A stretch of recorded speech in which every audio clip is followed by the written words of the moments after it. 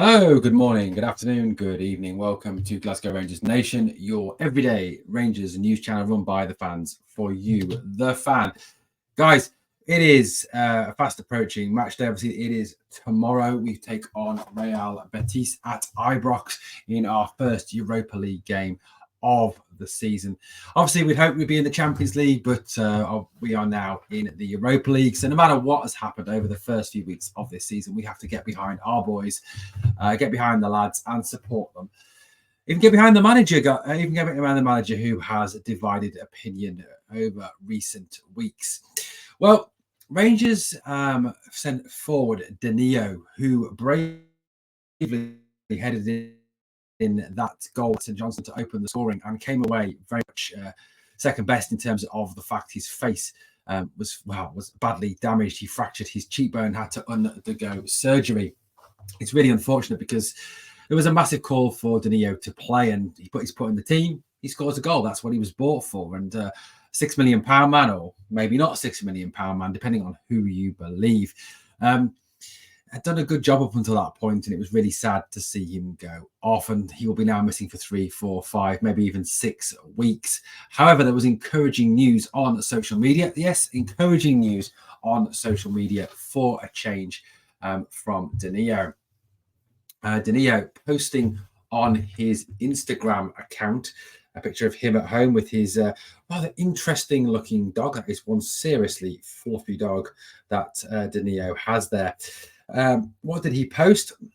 Well, if you can't quite make it out, let's read to you. He said, back home, the recovery begins, back on the field in a few weeks. Well, that seems very positive. The fact that he is saying that he will be back on the field in a few weeks.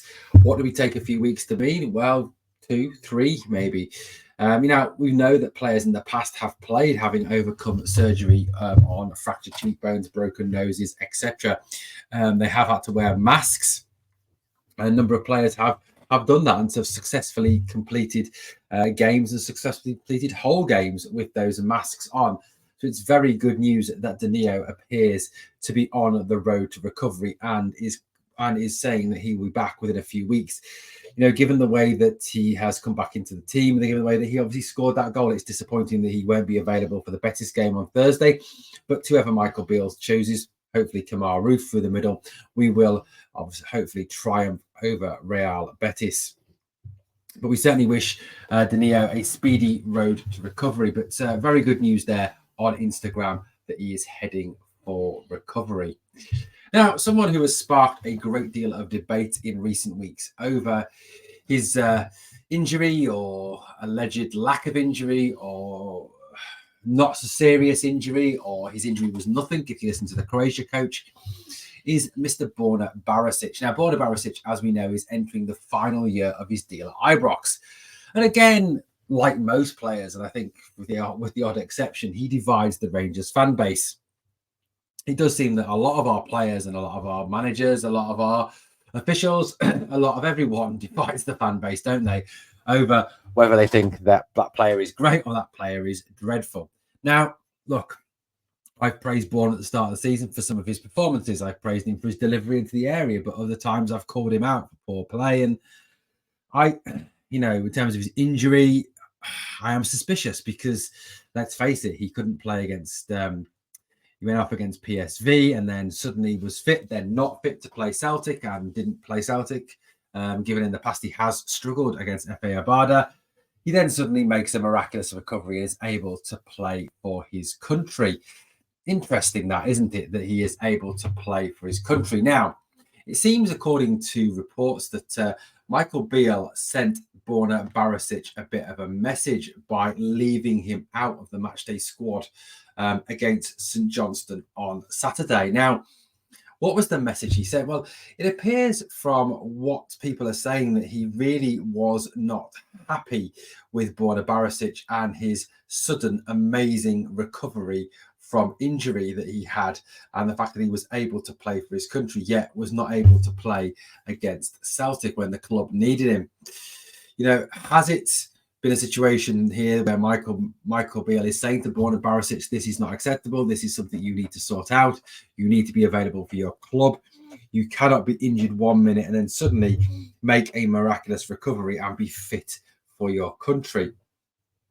You know, was Michael Beale trying to get tough with his Croatian left back? It certainly appears that way. He was on the bench, sorry, but he didn't obviously make it off the bench at any point.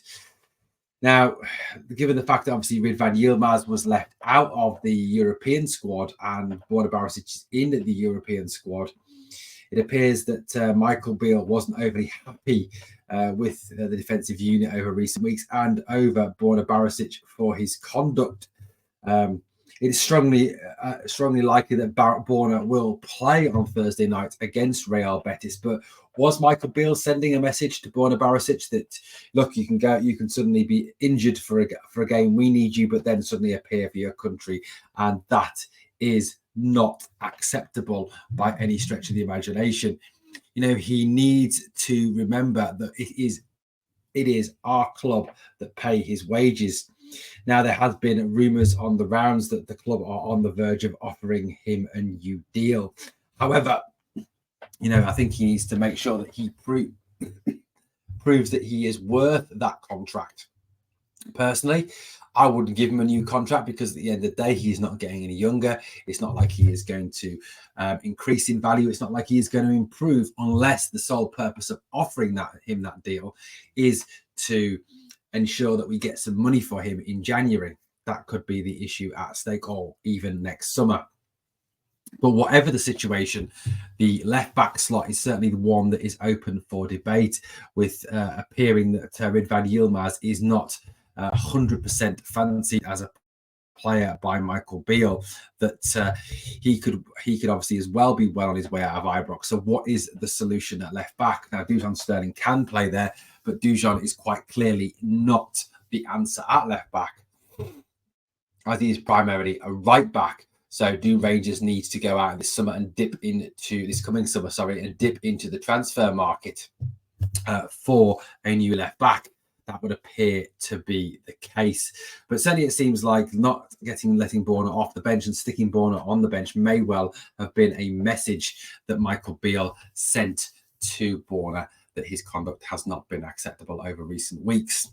Now, good old Barry has been at it again, this time talking about the upcoming Real Betis game. Yes, we love a Barry. I think we're going to call it a Barry from now on. Barry loves to talk Rangers. And, you know, Barry is, after all, Rangers through and through. And I know that some fans don't like him, the way he left to go to Blackburn and some of the things that he says. And I know one fan even called him a cheerleader on radio, which caused an upset. Now, Barry Ferguson was talking about the Real Betis game coming up on Thursday. And this is what he had to say to Go Radio. He said, Rangers are at home and they're not in great form. Real Betis got absolutely battered at the weekend. I know it was Barcelona who have some top players, but I expect Rangers to come away with at least 3 points, a point at minimum. They have to take some confidence out of the game at the weekend. Now, he said that Betis are a decent side, but he says he's no reason to believe that Betis will be favourites for this clash because Rangers have the home advantage and, as he said, have a decent record in the Europa League over the last couple of seasons. Now, Rangers approached the game with, as I said at the start of the video, unfortunate news that Danilo's injury keeps him out of this game. It is big. It is, look, Betis is going to be a test, but it's going to be a big test for Michael Beale, who really does need to continue to prove himself and prove to the board that he is right for this job. He needs to show progress. He needs to show that the team are moving in the right direction. Now, a lot of pundits say that Rangers and Betis are by far the strongest teams in this group, with Sparta Prague and Aris Limassol making up the other two. Many pundits describing Aris and Sparta as easier opponents than Betis. Now, if Rangers want to do well and want to go further in the Europa League and want to progress to the knockout stages and have a run like perhaps they did, when we went all the way to the final, they've got to be taking points from Betis, and that needs to start on Thursday. A home win is kind of essential. A draw may be acceptable away in Seville, but, it really is a situation where Rangers need to win at home. But Both teams have been gloriously consistent in terms of their inconsistency this season.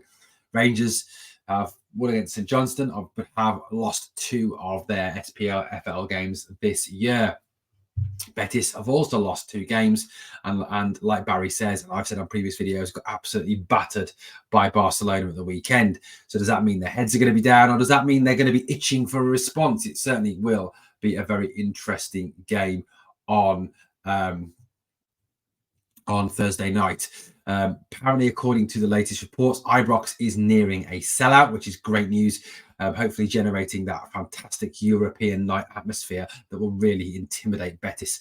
And so I'd be that 12th man that Rangers need to help smash Betis and go on to a victory, taking the first 3 points in the group.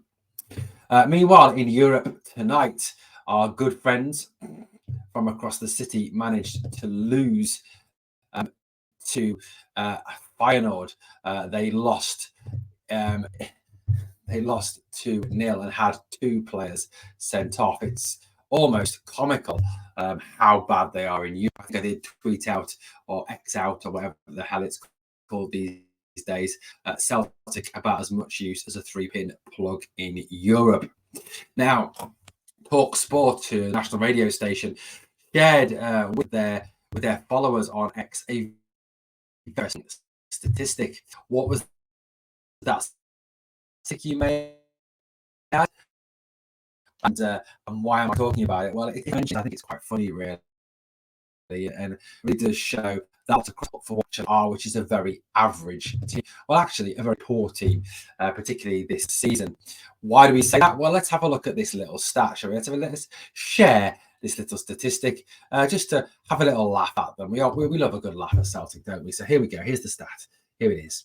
Now, apparently, according to Talk Sport, Celtic have lost 58.9% of their Champions League games, 43 of 73. This is the highest ratio of any side with at least 50 games in the competition. So, of all teams playing over 50 games in the Champions League, it's official. Glasgow Celtic are the worst and are the biggest losers on record. I think just confirming what we all knew. Celtic are losers. Anyway, guys, let me know what you think of the stories we've covered. We will build up, of course, and look at the game and preview the Betis game in a bit more detail tomorrow morning before the match. So look out for that video dropping. Thanks for watching Glasgow Rangers Nation. As always, guys, if you can hit the sub and help the channel to keep growing, that would be phenomenal. But there's always 2 things I need you to do. Number 1, smash the like. And number 2, remember, we are the people.